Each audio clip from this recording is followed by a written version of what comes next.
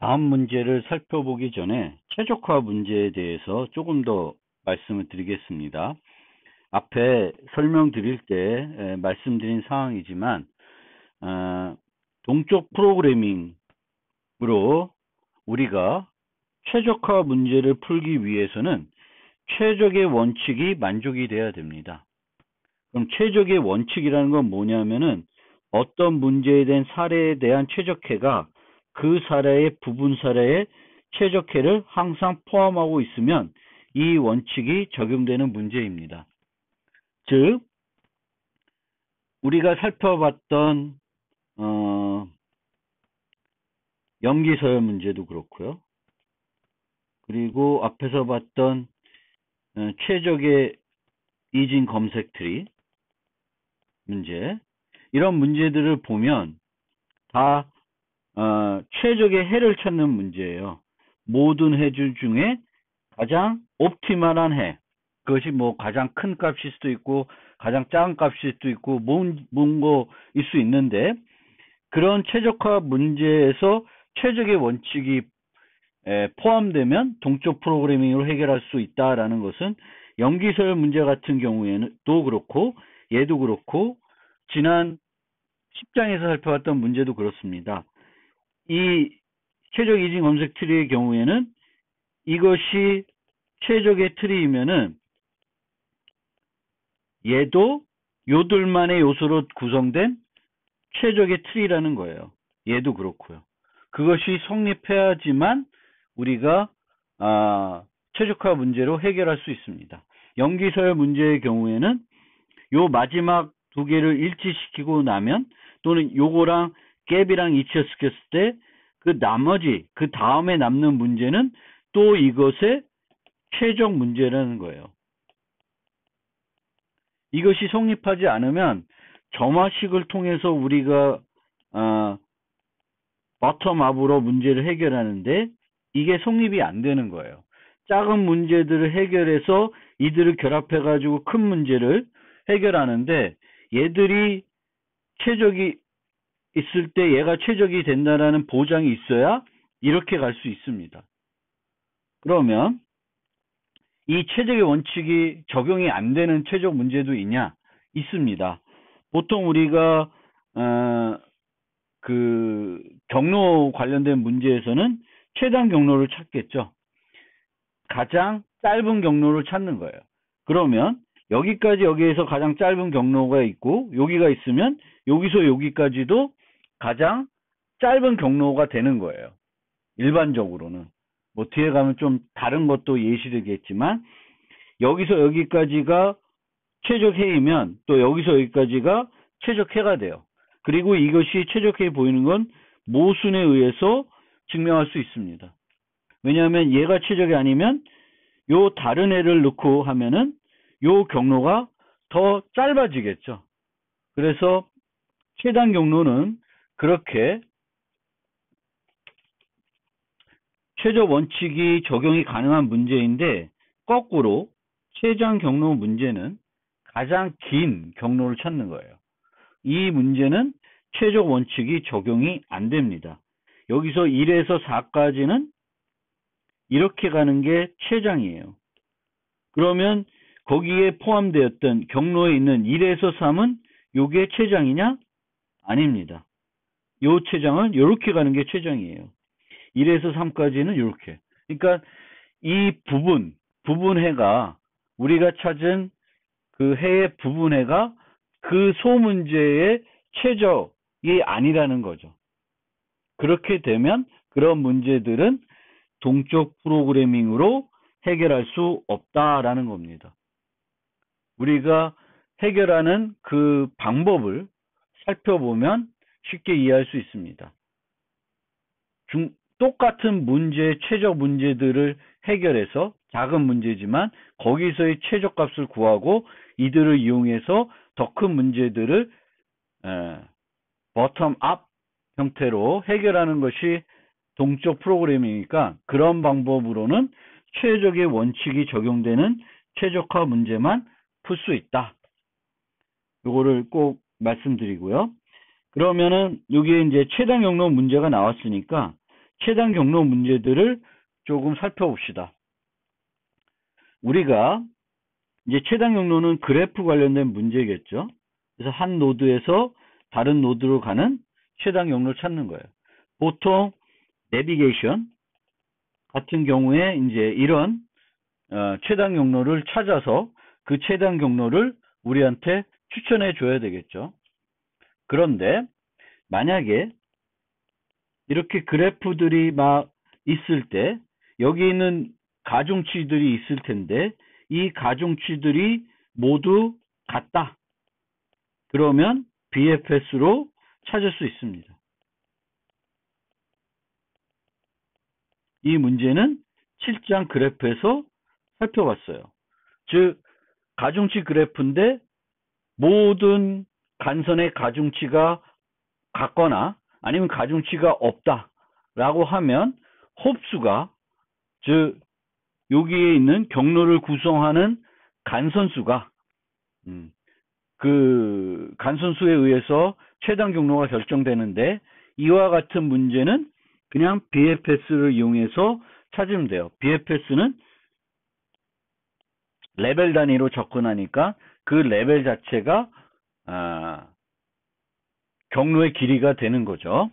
그 다음에 여기에 있는 가중치들이 다 음수가 없으면 다익스트라 알고리즘을 사용하면 되고 다익스트라 알고리즘은 BFS를 조금 변형해서 프라이오리티 큐를 이용해서 효율적으로 구성할 수 있습니다. 그러면 이런 다익스트라 여기까지가 아니라 여기에 만약에 이제 음수들이 들어간다. 음수들이 들어가면은 그때는 최단 경로를 어떻게 찾을 수 있을까? 여기에 음수가 들어가면은 다익스트라 알고리즘으로는 찾을 수 없습니다. 다익스트라는 증가된다는 원칙을 갖고 있습니다. 근데 가다가 보니까 더 짧은 게 나와. 그러면 안 돼요. 뭔가 간선을 추가하면은 경로의 길이가 커져야 되는데 경로 길이가 작아질 수 있으면 다익스트라는 적용이 안 됩니다. 그러면 그 가중치에 음수가 있을 때 그 최단 경로를 찾는 문제를 좀 생각해 봅시다. 그래서 그 가중치 방향 그래프에서 한 노드에서 다른 노드로 가는 최단 경로를 찾는 거예요. 그리고 이제 가중치가 음수가 존재할 수 있다고 가정하고 이제 문제를 접근해 보겠습니다. 가능한 모든 경로를 찾은 후에 그 중에 최단 경로를 찾을 수도 있을 텐데 이거는 가능하지 않습니다.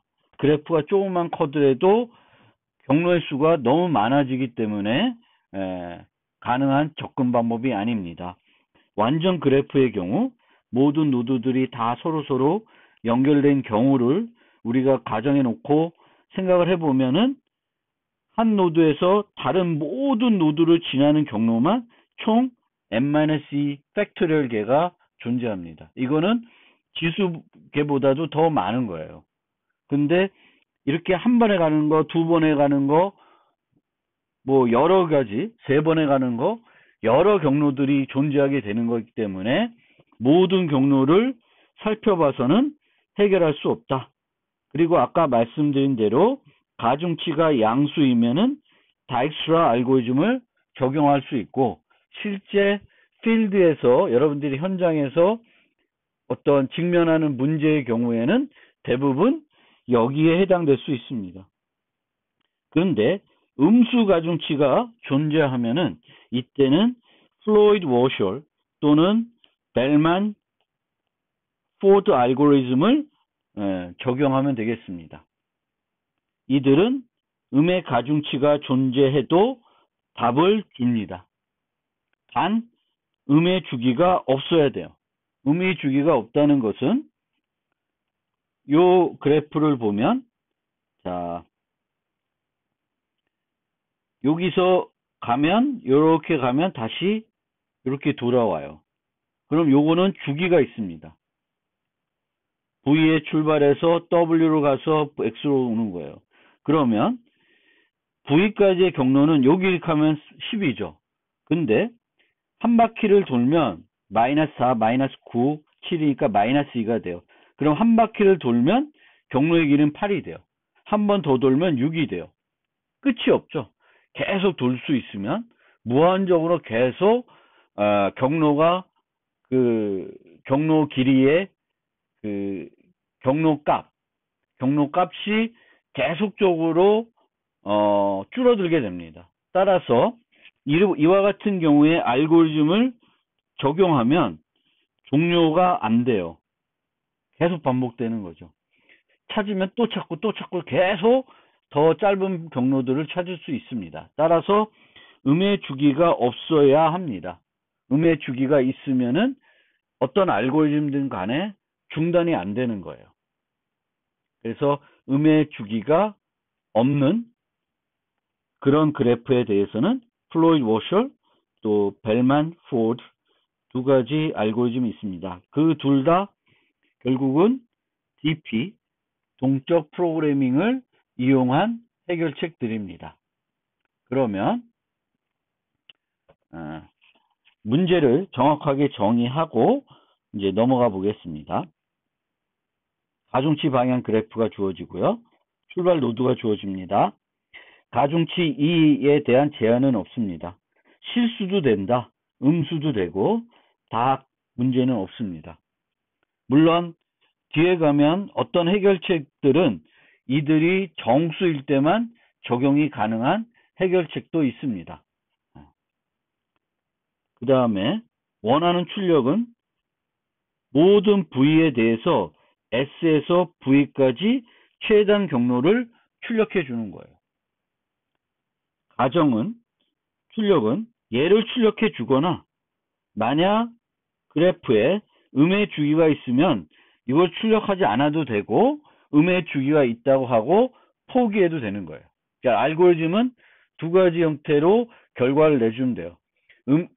찾다가 음의 주기를 발견하면 거기서 중단하고 포기 선언을 하면 되겠고, 음의 주기가 없으면은 끝까지 다 찾아서 정확한 결과를 줘야 합니다.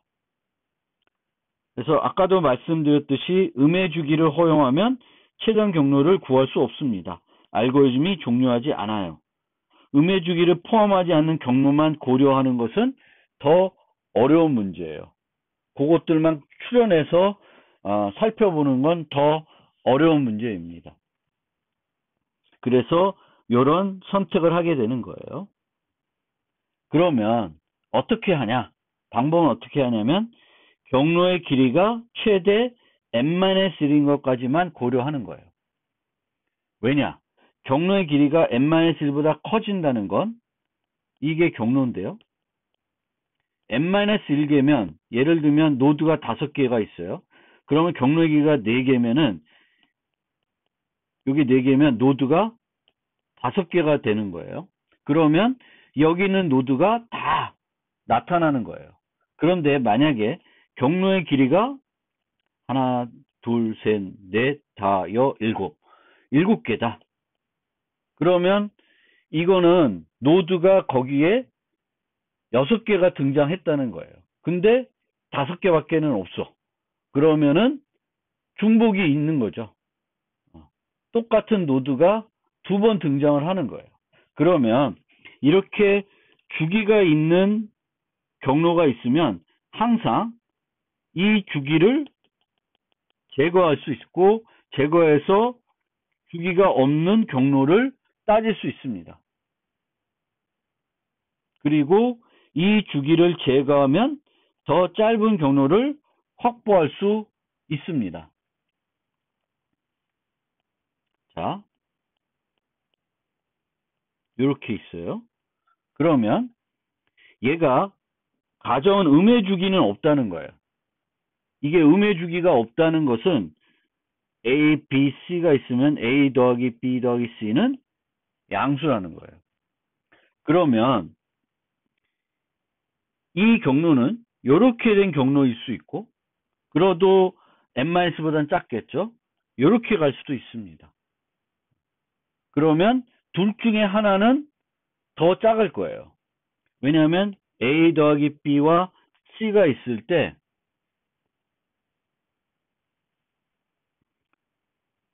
둘 중에 하나는 얘가 더 클 수도 있고 얘가 더 클 수도 있죠. 그래서 더 작은 것을 선택을 할 수 있습니다. 그리고 그걸 선택을 하면 얘가 됐든 선택을 하면 더 짧은 길이에 또 더 n-1보다는 같거나 작은 길이로 경로를 만들 수가 있습니다. 그래서 경로의 길이를 최대 n-1인 것까지만 고려하면 되겠습니다. 그러니까 경로가 1인 거 S에서 A까지면 S에서 A까지 경로 1인 거 구하고 경로 2인 거 구하고 노드가 n개 있으면 경로가 n-인 거 구해서 이 중에 최소를 찾으면은 우리는 S에서 A로 가는 최단 경로를 찾을 수 있습니다. 이게 벨만과 포드의 아이디어입니다.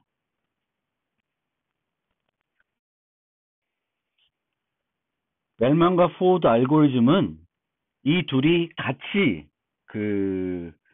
제안하는 알고리즘은 아니고 비슷한 시기에 비슷한 동일한 알고리즘을 다 제안했기 때문에 이런 식으로 우리가 이름을 붙여줄 때 벨만과 포드라고 얘기하는 것입니다. 지금은 이제 인터넷 시대이고 세계화가 됐고 다 금방금방 논문들이 발표되고 공개되기 때문에 한 사람이 이 경우에는 56년도에 포드가 발표했으면 벨만은 58년도에 발표를 하지 않을 거예요. 왜냐하면 포드가 발표하고 나면 벨만은 그 사실을 알게 되고 연구를 거기서 중단할 거예요. 아니면 이 포드보다 더 좋은 방법을 찾도록 노력하겠죠. 그런데 예전에는 이 연구 결과와 이 연구 결과들이 서로에게 알려지지 않은 상태에서 연구들이 충분히 진행이 될 수 있습니다. 근데 요즘은 그게 가능하진 않아요. 그래서 벨만과 포드 알고리즘은 음의 주기가 없는 음의 가중치 방향 그래프에서 특정 출발 노드부터 다른 모든 노드까지의 최단 경로를 찾아줍니다. 그런데 조금 더 정확하게 표현하면 음의 주기가 있어도 돼요.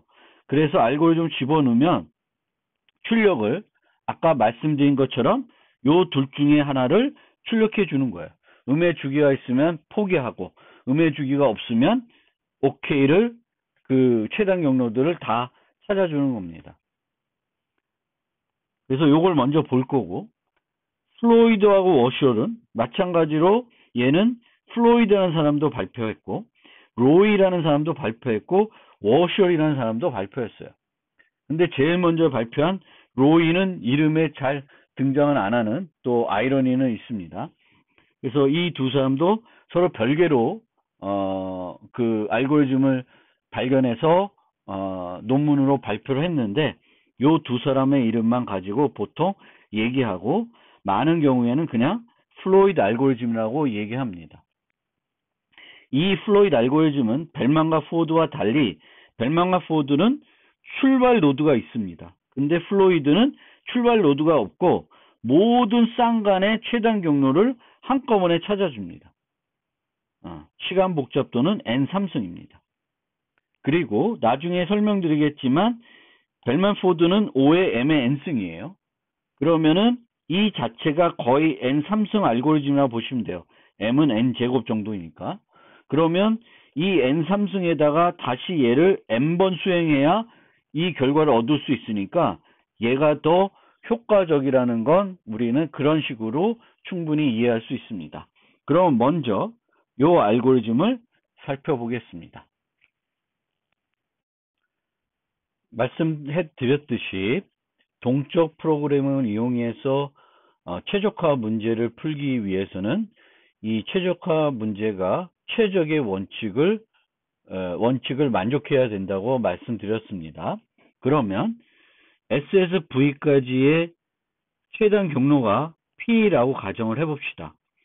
그리고 그 최단 경로에서 V의 바로 직전 노드가 W라고 가정하면 S에서 W까지의 이 경로 P'은 어떤 최적 원칙을 만족할까요? 그걸 알아야 점화식을 세울 수 있습니다. 밑에 있지만 좀 생각을 해봅시다. 그럼 P'의 특성을 좀 생각해 보면 P보다는 길이가 짧다. 이거는 아니죠. 왜냐하면 요 간선의 길이가 음수일 수 있습니다. 그러면 얘가 음수일 경우에는 얘보다는 길 수 있어요. 길이가 더 길 수 있습니다. 그래서 이건 아니에요. 그런데 P보다는 간선수가 적습니다. 얘는 요 간선이 하나 더 는 거니까 P'보다는 간선수가 하나 더 많은 거예요. 그리고 앞서서 설명드렸듯이 우리는 S에서 V로 가는 최단 경로는 어떻게 찾냐면 간선수가 하나인 경로, 2인 경로, 3인 경로, 그래서 n- 경로까지 다 찾아서 이 중에 메인 값을 찾고자 하는 거예요. 그런데 여전히 동적 프로그램이니까 바텀, 앞 방식으로 찾아가려고 그래요. 요거부터 찾아서 쭉쭉쭉쭉 가는 거예요. 그러면 이 문제, 이 해에 대한 구조를 생각해 봅시다. 그걸 통해서 이제 점화식을 유도해 보겠습니다. 이 간선이, T의 간선이 I-1 보다는 같거나 작다. 그러면 이것의 의미는 뭘까? 그러니까 우리가 간선수가 하나 작은 것과 하나 많은 경로가 있을 때 생각을 해보는 거예요.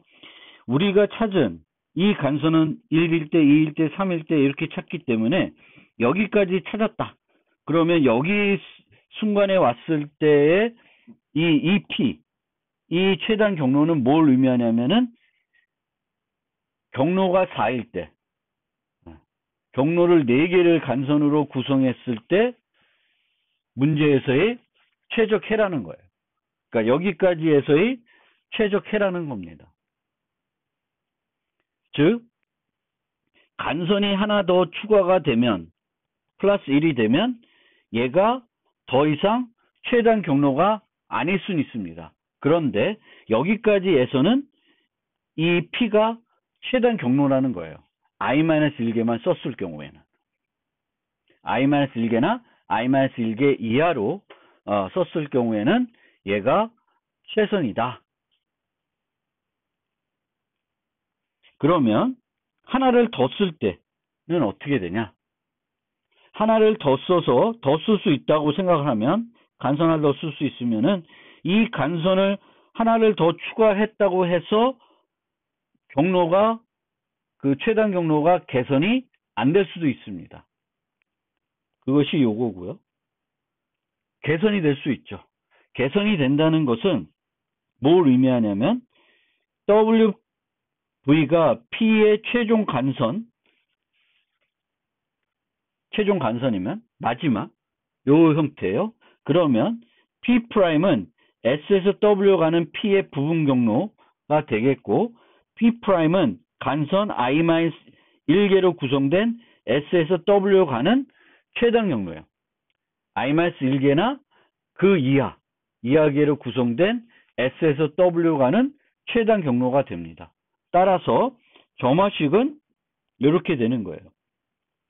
그러니까 3까지 구했다. 그러면은 경로가 4가지 간선의 길이가 4개인 걸로 구성된 V까지의 최단 경로는 3개의 간선을 이용했을 때의 최단 경로와 같을 수 있고 개선될 수 있는데 같은 경우를 고려하고 그 다음에 4가 되는 즉 3인 경로 애들에서 하나를 더 추가해 보는 거예요. 추가를 해서 V로 이어지는 V에서 하나 뒤로 갈 수 있는 연결된 간선들만 고려하는 거예요. 여기다가 붙여가지고 고려해가지고 그 중에 가장 짧은 것과 세 개의 간선들 이하로만 사용된 거를 고려해 보면은 4개, i개의 간선으로 구성된 최단 경로를 찾을 수 있습니다.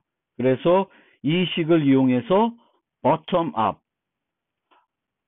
up으로 우리가 구하면은 최종 결과를 구할 수 있습니다. 예제를 통해서 벨만 포드 알고리즘을 살펴보겠습니다. 이런 그래프가 있고 이 그래프를 인접 행렬로 나타냈습니다. 인접 행렬이 아니라 인접 리스트로 할 수도 있는데 이 경우에는 좀 더 효과적으로 우리가 구현하려면 역인접 리스트가 필요합니다. 그래서 그냥 인접 행렬로 모델링해서 진행을 해보겠습니다. 처음에 이제 출발 노드가 A입니다. 그러면 dist1 그 간선 하나만 가지고 만들 수 있는 다른 모든 노드까지의 경로를 구해봅니다. 그거는 요 행과 동일합니다. 그러면 첫 번째 행은 요 값을 그대로 가지고 오면 되고 그 다음에 distance2는 실제 어떻게 따지냐면은 A는 안 변하겠죠. 그래서 A는 스킵하고 B, C, D, E를 보는데 B를 한번 따져보면 B로 들어오는 건 요 두 개만 있어요. 그러면 걔들을 다시 또 따져주는 거예요. C에서 B는 1이죠. 그리고 A에서 B는 5인데 기존에 A는 A에서까지는 0이었으니까 뭐 이거 실제 따질 필요는 없는데 1이 됩니다.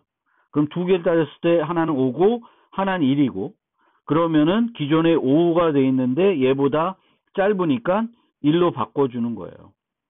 C는 들어가는 게 요거 하나예요. 그러면 얘를 고려해 주면 원래도 A가 0이었으니까 여기다가 3을 더해도 변한 게 없죠. D도 들어가는 게 요거 하나예요. 그러면 A에서 들어가는 거니까 또 변하게 없을 거고요. E는 들어오는 게 요거 있고 요게 있습니다. 그러면은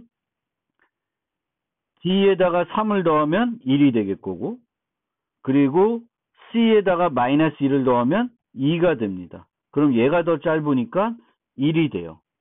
그러면 이렇게 distance2는 이렇게 구해지게 되겠고 distance 3은 요걸 이용해서 한 번 더 하는 거예요.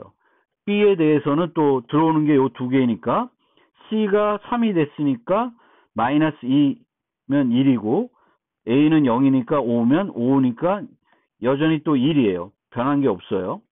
C도 해보면 변하지 않고 D도 해도 변하지 않고 E도 해도 변하지 않습니다.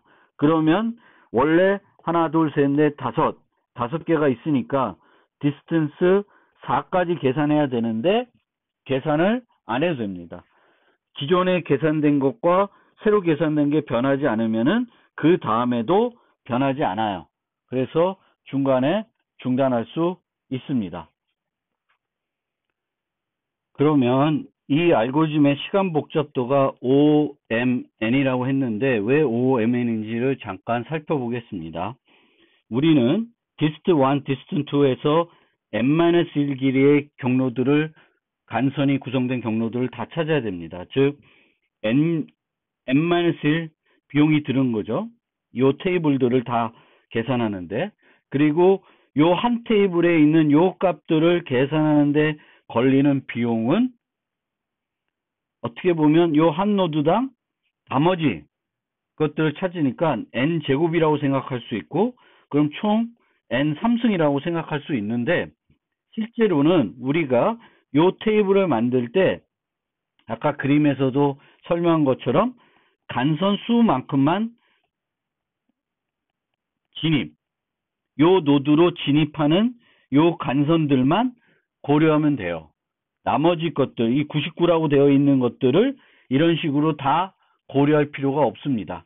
그러면 요 하나의 distance 1을 또 2를 계산할 때 간선에 비례한 비용이 들어요. 그러면 n-1 곱하기 n 비용. 그래서 요 비용이 소요되는 것입니다. 물론 우리가 for loop로 찾아서 99면 스킵, 요거면 넣고 이런 걸 하게 되면 그만큼 비용이 더 들 수 있겠지만 그거를 무시한다 그러면 전체적으로 최적화하면은 요만큼의 OMN의 비용으로 찾을 수 있다.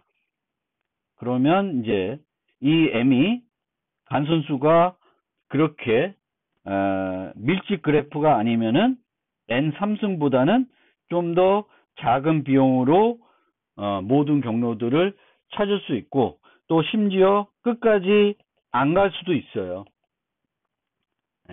그래서 대단히 효율적인 알고리즘이긴 합니다.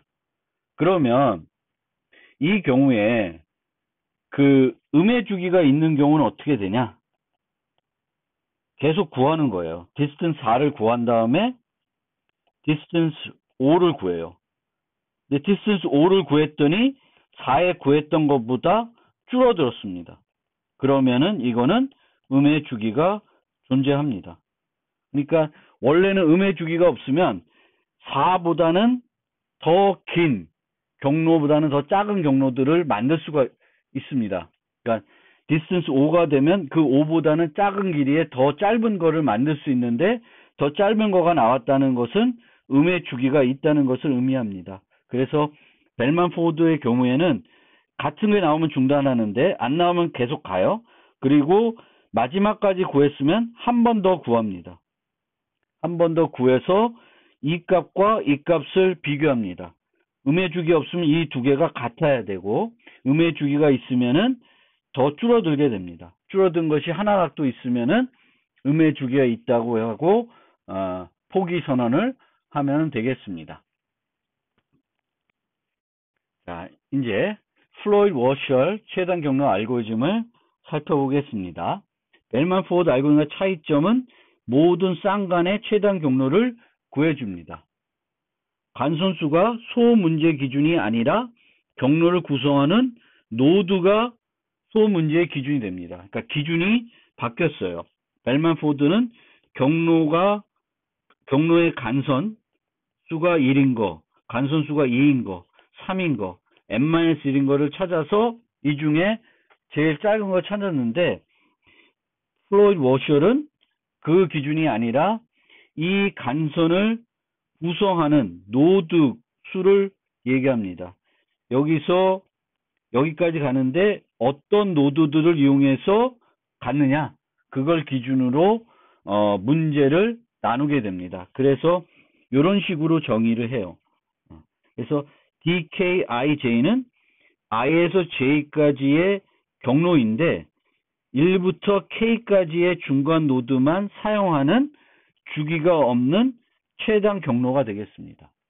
그러면은 어떻게 해야 되냐면 D가 1 IJ들을 다 찾고 D가 2 노드가 1에서 N까지 있으면 IJ를 다 찾고 DN IJ까지 다 찾으면은 되겠습니다. 1번 노드만 이용해서 I에서 J로 가는 거 2번 노드만 이용해서 가는 거 물론 D0가 있겠죠. 이거는 어떤 노드도 이용하지 않고 I에서 J로 가는 경로가 되겠습니다. 이것들을 찾아서 최종적으로 답을 구하는 것이고 이렇게 찾기 때문에 총 문제수는 N3승이 됩니다. 그래서 P1부터 K까지 노드만 사용하는 I에서 J까지의 최단 경로 이 경로의 특징을 살펴보겠습니다. 1부터 K까지 노드만 사용해요. K가 P에 포함되지 않은 경우와 K가 P에 포함된 경우로 구분해서 생각을 해봅시다. 1부터 K까지 노드만 사용할 수 있는데 이 노드들을 다 사용해야 되는 건 아니에요. 이 P는 최단 경로입니다. 그래서 이 최단 경로가 K를 사용하는 경우가 있고 K를 사용하지 않는 경우, 사용하는 경우로 나눠 볼 수 있습니다. 포함하지 않으면은 이 최단 경로는 1부터 K-1까지 노드만 사용하는 I에서 J까지 최단 경로가 같다는 것을 말해요.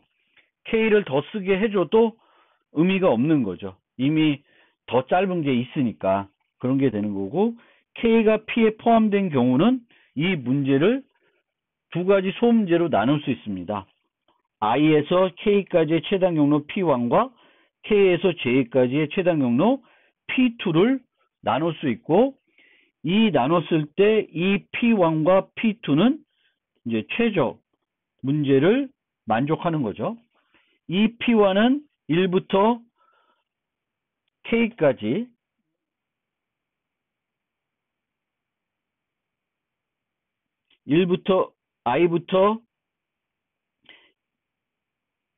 그러니까 K까지 최단 P를 I에서 K까지 최단 경로 P1과 P2로 나눌 수 있는데, 이 나눠진 P1과 P2는 K 노드를 이용하지 않는 그런 것이 되겠습니다. 왜냐하면 끝점이 K고 얘는 시작점이 K니까 요 내부에는 K를 이용하지 않고 있는 거야 돼요. 그래서 그렇게 나눌 수가 있는 거죠. 그래서 플로이드 워셔 알고리즘은 벨만 포드와 달리 주기가 없어야 하는 조건이 추가됩니다. 주기가 있게 되면은 최적 원칙을 만족하지 않습니다. 이렇게 나눠지지가 않아요. 뭐 여기서 다시 이렇게 간다든가 그러면 이게 나눌 수가 없는 거죠. 그래서 음의 주기가 없어야 되고, 만약 얘가 음의 주기가 없다 그러면 얘는 무시할 수 있습니다. 그러니까 음의 어떤 경로가 주기가 있다 그러면 그 주기를 음의 주기가 아니면 제거한 더 짧은 경로를 만들 수가 있습니다. 근데 음의 주기가 있다 그러면은 그 지금까지 우리가 세운 최적 원칙에 위배가 되는 거죠. 그리고 이 논리, 이 지금의 플로이드 워셔이 사용하는 논리를 벨만 포드에는 적용하지 못하는 이유는, 벨만과 포드는 이렇게 해서 경로가 나눴을 때 여기서 요 경로는 시작점이 늘 고정되어 있어요. 그런데 플로이드 워셔에서는 이렇게 나눴을 때 요 P1의 경로는 얘에서 시작하는 거고, 그 P2의 경로는 여기서 시작하는 거예요. 시작점들이 달라지죠. 나눴을 때 시작점들이 달라집니다. 그런데 벨만 포드는 늘 부분 문제도 출발점이 S예요. S. 시작 출발 노드가 되는 거예요. 얘가 고정이 되는 상태에서 요 문제의 소문제는 또다시 얘로 시작된 경로가 되는 건데, 이 플로이드 워셔는 그럴 기준이 아니라 둘로 나눴을 때 P1의 시작점과 P2의 시작점이 다릅니다. 그러면 플로이드 워셔의 점화식은 어떻게 되냐면, K 노드까지 이용하는 것은 K 노드를 이용하지 않는 것 또는 K 노드를 이용하는 걸로 나눠볼 수 있습니다. 그래서 I에서 K까지 K-1개, K-1까지의 노드만 이용하는 경로, 또 K에서 J까지 K-1을 나누는 것들, 요 둘 중에 최소가 최단 경로가 되겠습니다. 그래서 어떤 식으로 계산하냐 하면, 이런 가중치 그래프가 있으면 요거를 또 마찬가지로 인접 행렬로 표현하겠습니다. 그러면 2에서 5까지만 한번 생각을 해보겠습니다. 2에서 5까지를 생각해 보겠습니다. 그러면 0이라는 것은 노드를 하나도 이용 안 하는 거예요. 그러면 노드를 하나도 이용하지 않으면, 직접 연결이 되어 있지 않으면, 인접 노드가 아니면은 안 돼요.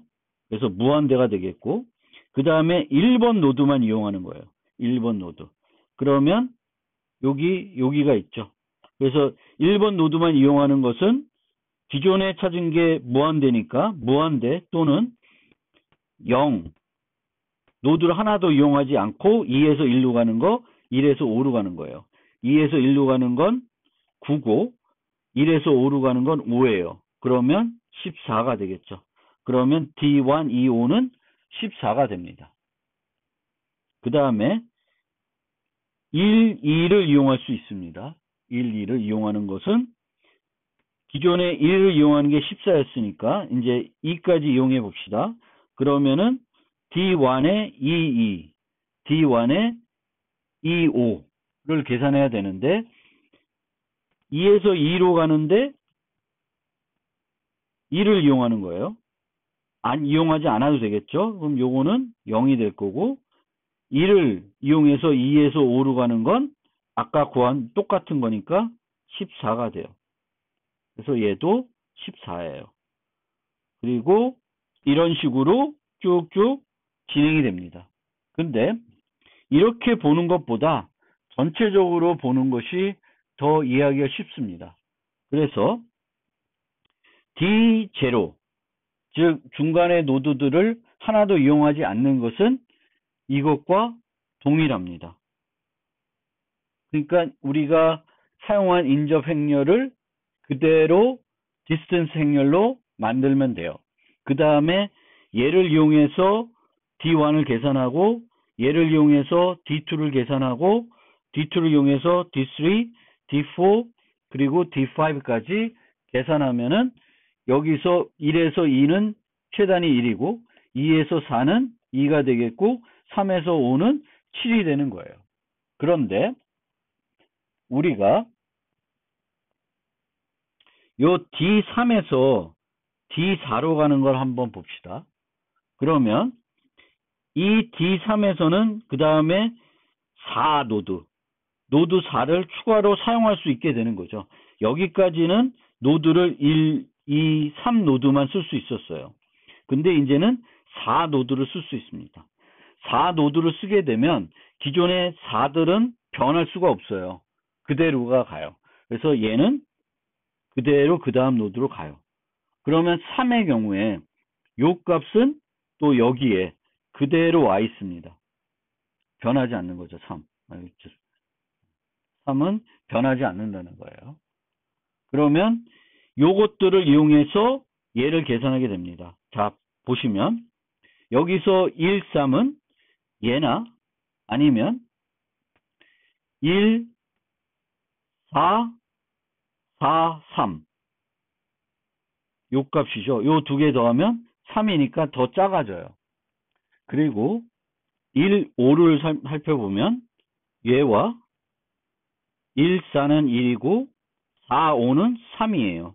그럼 3 이렇게 더하면 4가 되는 거죠. 4 되니까 더 작으니까 4로 바꾸면 되는 거예요. 그런 식으로 생각하면 되겠습니다. 또 바뀐 거를 하나 보면 14 있는데 하면 보면 2, 4는 2고 4, 5는 3이에요. 그럼 요 두 개를 더하면 5가 되죠. 그래서 이렇게 얘들을 이용해서 각각의 셀들 값들을 쫙 다시 한번 계산하면은 이렇게 계산할 수 있어요. 그러니까 요번에 요걸 계산할 때는 얘를 이용하는 거고 얘를만 이용하게 돼요. 얘만 이용하게 되고 나머지 것들이 바뀔 수도 있고 안 바뀔 수도 있어요. 그 얘기는 우리가 지금 테이블을 이렇게 계속 n제곱 테이블을 계속 만들어 나가는데 그럴 필요 없습니다. 하나를 갖고 얘를 만들고 이게 없어지는 거예요. 다시 또 얘를 갖고 얘를 만들면 돼요.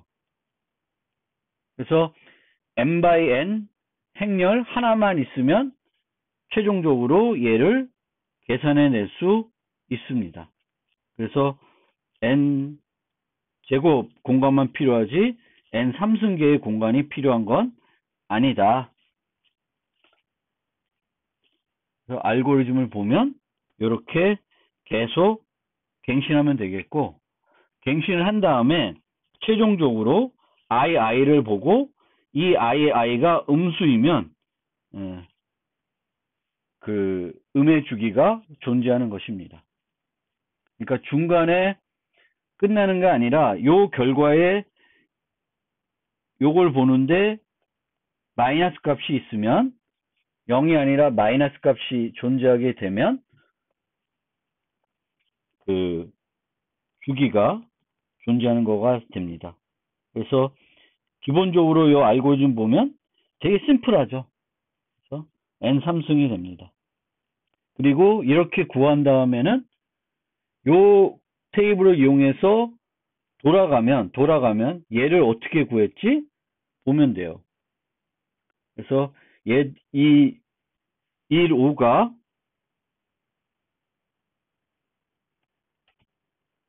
최종적으로 찾은 최종 테이블이 요 테이블이면 이 테이블로부터 실제 경로를 역추적해가지고 찾는 방법을 설명해 드리겠습니다. 2, 5 요거를 기준으로 생각해 보겠습니다. 그러면 이 5는 2를 거쳐갈 수도 있고 2를 거쳐갈 수도 있고 3을 거쳐갈 수도 있고 4를 거쳐갈 수도 있고 바로 간 거일 수도 있습니다. 그런데 보면 이 1은 8이에요. 이 얘기는 2에서 1로 가서 다시는 물론 여기가 음수일 수 있는데 해보면 되겠죠. 2, 1, 2에서 1로 가고 1에서 5로 가는 거는 8, 4예요. 뭐 중간에 어떤 노드들이 거쳐갈 수도 있는데 합이 12입니다. 그러니까 이걸 통해서는 5를 구할 수가 없죠. 그 다음에 2에서 2로 가는 거는 고려하지 않고요. 2에서 3으로 가는 거 어떤 노드도 거쳐갈 수 있는데 최단 경로는 3이었어요. 그리고 3에서 5로 가는 건 7이에요. 그러면 10이니까 또 안 돼요. 근데 2에서 4로 가는 건 2고 4에서 5로 가는 건 3입니다. 그러면 찾은 거예요.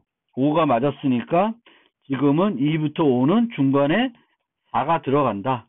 그러면 2에서 4가 2인지 4에서 5가 3인지는 원래 테이블 봐도 알 수 있습니다. 2에서 4는 2가 있고 또 4에서 5는 3이 있어요. 그러면 끝난 거예요. 다 찾은 거죠. 그래서 이렇게 가는 거일 수 있고 그거를 그렇게 보지 않고 다시 또 2의 4를 2에서 1로 가나 또 2에서 3으로 가나 살펴볼 수도 있죠. 2에서 1로 가는 건 8이고 1에서 4로 가는 건 1이에요. 그래서 9가 되기 때문에 아니겠죠. 2에서 3으로 가는 건 3이고 3에서 4로 가는 건 4예요. 따라서 2에서 4로 가는 건 바로 가는 거죠. 바로 가는 겁니다. 2에서 5로 가는 것도 해볼 수 있죠. 음수가 있을 수 있으니까. 그래서 2에서 5로 가는 건 5고 5에서 4로 가는 건 4예요. 따라서 2에서 4로 가는 요 2는 바로 가는 것을 의미합니다.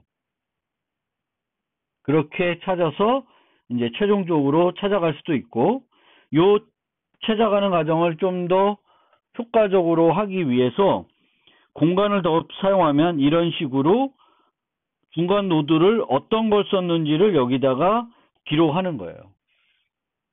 그래서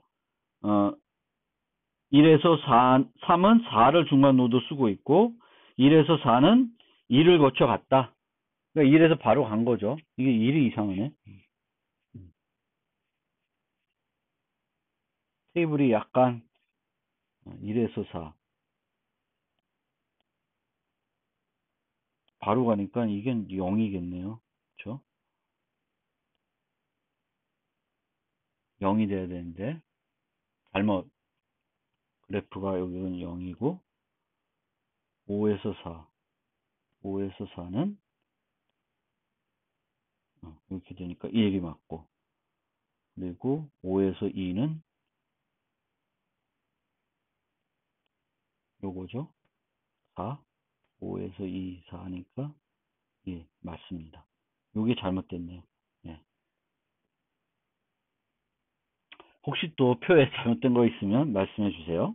예. 그래서 이런 추가 배열을 만들어서도 이제 중간값들을 찾아서 우리가 계산할 수 있습니다.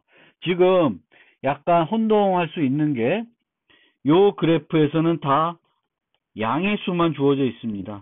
근데 음수가 주어져도 가능한 알고리즘이에요. 단 음의 주기만 없으면 됩니다.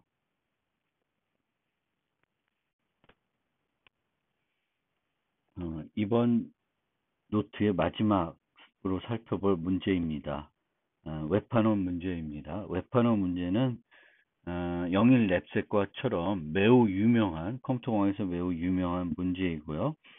웹판원 문제는 출발 노드에서 다른 모든 노드를 한 번씩 방문하고 다시 출발 노드로 돌아오는 최단 경로를 찾는 문제예요. 그래서 이렇게 되어 있으면 이렇게 하든 뭐 이런 식으로 돌아오든 모든 노드를 한 번씩 거치고 다시 돌아오는, 다시 원래 위치로 돌아와야 되는 겁니다. 그것이 웹판원 문제입니다. 이 웹판원 문제를 에서 찾는 이 경로를 다른 말로 해밀토니언 서킷이라는 말로도 표현하고 일주 여행 경로라는 토라는 표현으로도 사용을 합니다. 이 문제는 완전 그래프에서 보통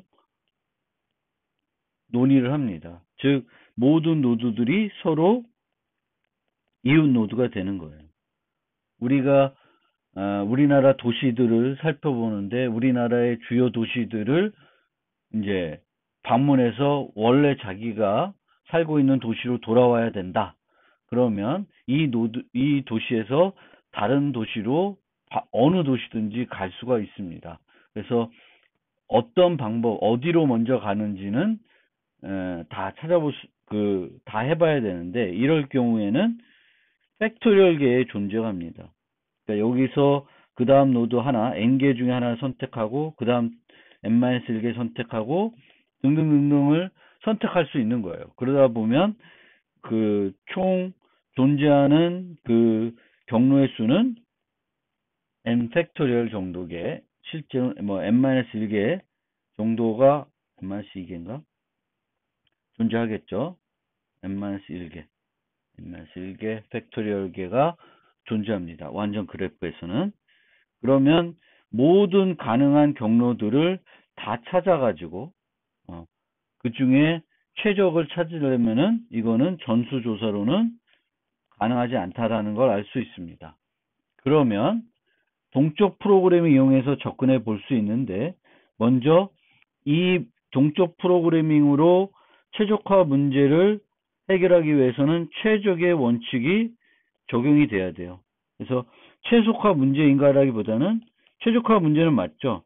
최적의 원칙을 만족하는 최적화 문제인가를 살펴보고자 합니다. 그래서 V1을 출발점을 하는 최적 일주 여행 경로를 고려해 보면 돼요. 그런데 이 웹판원 문제는 어쨌든 모든 노드를 거쳐서 다시 돌아와야 되니까 여기서 출발하나, 여기서 출발하나, 여기서 출발하나, 여기서 출발하나 차이는 없습니다. 그래서 이 웹판원 문제는 출발 노드가 중요하지는 않습니다. 어떤 노드에서 출발하더라도 상관이 없다라는 점 기억해 두시고요. V1을 출발점으로 그러면 고려해서 최적 일주여행 경로를 고려해 보면 VK가 최적 일주 경로상에 V1 다음에 오는 노드다. 얘가 VK예요. 그러면 VK에서 V1으로 가는 일주여행 경로는 VK에서 이렇게 가는 요 경로는 다른 정점을 정확하게 한 번씩 거치면서 VK에서 V1으로 가는 최단 경로가 됩니다. 요게 최단 경로가 아니면은 이 전체가 최적의 일주 경로가 아닌 거죠. 왜냐하면은 그거보다 항상 모순으로 증명할 수 있는데, 그보다 이게 더 짧으면은 이걸로 바꾸면은 이 일주여행 경로가 더 짧은 경로가 되죠. 따라서 이 부분 경로는 최적 VK에서 부여가는 경로는, 부분 경로는 다른 정점을 정확하게 한 번씩 거치면서 VK에서 V1으로 가는 최단 경로이다. 즉 최적화 문제를 최적 원칙을 만족하는 최적화 문제입니다. 따라서 동적 프로그래밍으로 접근할 수 있는데 동적 프로그램을 접근하더라도 그래도 문제가 많습니다. 즉 최종적으로 결과적으로 보면 원래 n 팩토리얼 개가 이 정도로 줄어들 뿐이에요. 여전히 지수 시간이 됩니다. 지수 비용이 걸리기 때문에 이 문제는 어려운 문제예요. 이 문제는 NP 하드 문제입니다. 그래서 NP, 아직 NP 얘기는 안 했지만 아직까지 다차 시간 알고리즘이 발견이 안 된 그런 문제 중에 하나가 되겠습니다. 이 문제는 앞서 살펴봤던 벨만과 같은 알고리즘을 적용하기는 어렵습니다.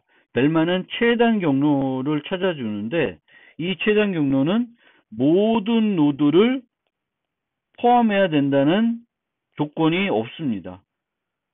여기서 여기로 갈 때 간선이 하나만 있을 수도 있고 두 개일 수도 있고 그렇습니다. 그런데 웹하너 문제는 다른 모든 노드를 한 번씩 방문해야 됩니다. 그러면 이런 것들을 좀 확장해서 n개의 노드를 모두 간선수가 n개인 것들만 고려해야 줄 수 있는데 이 n개라는 간선을 또 기준으로 해서는 안 됩니다. 왜냐하면 중복이 될 수 있어요. 주기가 들어갈 수 있기 때문에. 그래서 다른 모든 노드를 한 번씩 방문하는 형태로 해야 되기 때문에 기존에 우리가 살펴봤던 벨만이나 포드 알고리즘들을 응용해서는 이 웹하너 문제를 해결할 수 없습니다. 그래서 요 최적의 원칙을 적용해서 그거를 우리가 요 부분 문제를 정의하면 A라는 집합이 있고요. 요 DVKA라고 하는 것은 VK에서 시작해서 V1으로 가는 최단 경로를 말합니다. A에 속한 노드를 한 번씩만 거쳐서. 그러면 이런 정의가 있을 때 실제 우리가 찾고자 하는 웹하너 문제는 V1을 출발점으로 해서 V1에서 나머지 노드로 가고 나서 거기서 그 K 노드에서 다른 모든 노드를 거쳐서 다시 V1으로 와야 됩니다. 그 값은 요것이 되는 거예요. V에서 V1하고 VK를 뺀 나머지 노드들을 다 이용해서 가는 최단 경로. 그러니까 K로 가서 최단 경로.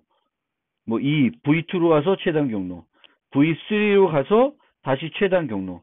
이런 것들을 다 고려를 하면은 이제 가장 짧은 웹하너 경로를 찾을 수가 있습니다. 실제 예시를 통해서 살펴보면 우리가 구해야 되는 문제 수를 한번 상상을 해보기 위해서 이 그래프에 대한 웹하너 문제를 요 동적 프로그램 형태로 해결해 보면 처음에는 V1을 출발 노드를 하는데 어떤 노드를 출발 노드를 해도 상관이 없다고 그랬습니다. 그러면 2를 시작으로 해서 V1으로 가는 최단 경로를 다 찾는 거예요. 근데 어떻게 찾냐면은 처음에는 공집합, 어떤 노드도 이용하지 않습니다. 어떤 노드 이용하지 않으면 2에서 1로 가는 건 1이 있고 그 다음에 4에서 1로 가는 건 6이 있습니다. 그리고 3에서는 1로는 한 번에 못 가니까 무한대가 됩니다. 그래서 이렇게 계산을 하고 얘를 이용해서 그 다음에 하나의 노드만 추가적으로 이용했을 때의 거리들을 계산하게 되고 그 다음에 두 개의 노드를 이용했을 때 1로 가는 걸 계산하게 됩니다. 하나만 살펴보면 몇 가지, 요 두 가지 한번 살펴봅시다. 2에서 4를 이용해서 1로 가는 것은 여기에 있는 거죠. 아까는 4에서 0으로 가는 건 6이 있었고요. 그래서 요 두 개를 결합하면 이제 10을 구할 수가 있습니다. 그리고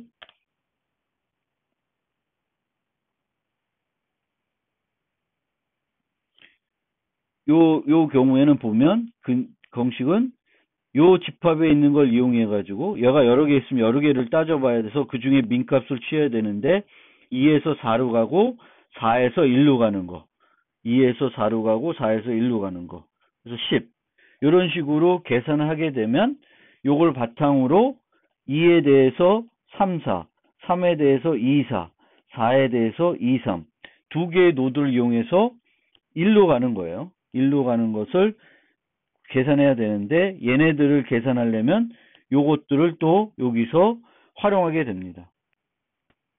활용해서 구하면 20, 12 무한대가 나오고, 즉 4에서 2, 3을 이용해서 1로 가는 거는 없다라는 거예요.